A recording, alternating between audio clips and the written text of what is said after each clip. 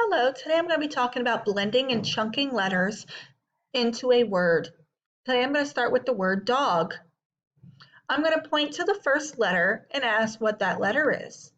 That letter is the letter D. What sound does the letter D make?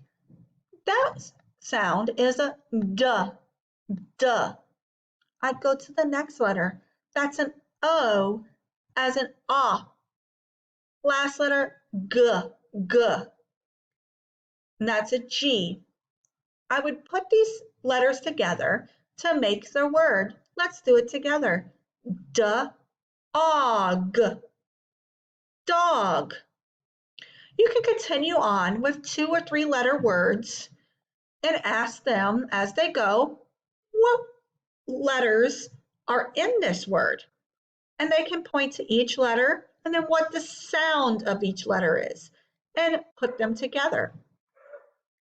That is blending and chunking of letters into words.